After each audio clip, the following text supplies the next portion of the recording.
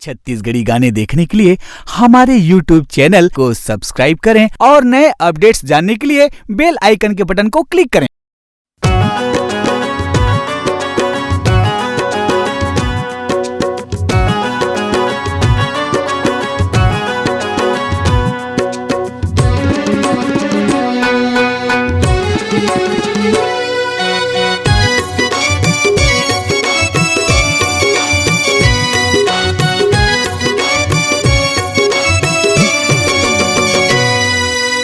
भोले बाबा श्री शंकरिये भोले बाबा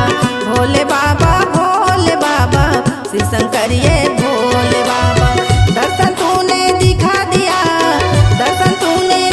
दिया चन्नों में मोला बला लिया। भोले बाबा श्री शंकरिये भोले बाबा श्री शंकरिये भोले बाबा।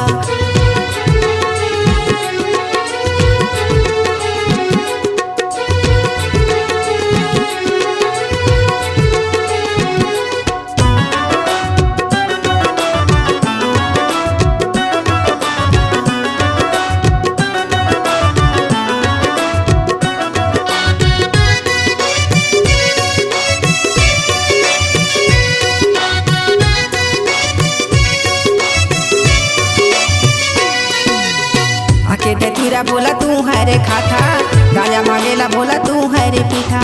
बदन में हावे तुहर मिर्गा के छाला, गले में हावे बोला सरफों के माला। आके दचूरा बोला तू है रे खाथा, गांजा भांगेला बोला तू है रे पीठा। बदन में हावे भोला मिर्गा के छाला, गले में हावे तुहर सरफों के माला। डमरू तूने बजा दिया, झोली मेरा भर दिया।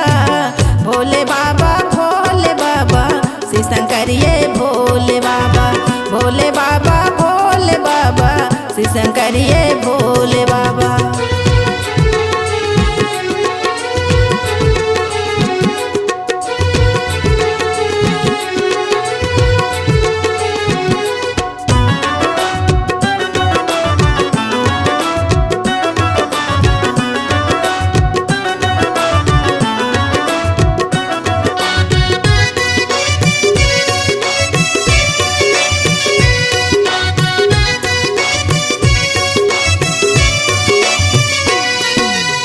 दूधे दहीला बोला तूला चढ़ात हो, जले फले बोला तूला चढ़ात हो।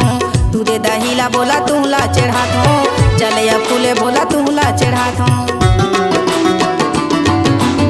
दूधे दहीला बोला तूला चढ़ात हो, जले फूले बोला तूला चढ़ात हो। दूधे दहीला बोला तूला चढ़ात हो, जले फूले बोला तूला चढ़ात हो। चिमटा तूने बजा दिया, दुखिया का दुख सुन लिया। भोले बाबा श्री शंकरिये भोले बाबा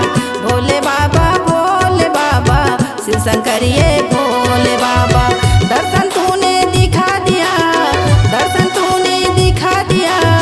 चन्नों ने मोला बला लिया। भोले बाबा श्री शंकरिये भोले बाबा श्री शंकरिये भोले बाबा श्री शंकरिये भोले बाबा श्री शंकरिये भोले बाबा श्री शंकरिये भोले बाबा। आपकी आवाज ही आपकी पहचान है। यदि आप अपनी आवाज को एक नया आयाम देना चाहते हैं तो चले आइए मल्टी ट्रैक डिजिटल रिकॉर्डिंग के लिए AVM audio video studio Khamtarai Raipur. Mobile number 9301523929 और 7869646201। यदि आप नए एवं पुराने गीत सुनना चाहते हैं तो avmgana.com में जाकर गाना फ्री डाउनलोड करें और YouTube चैनल में AVM गाना और KK कैसेट्स को सब्सक्राइब करें।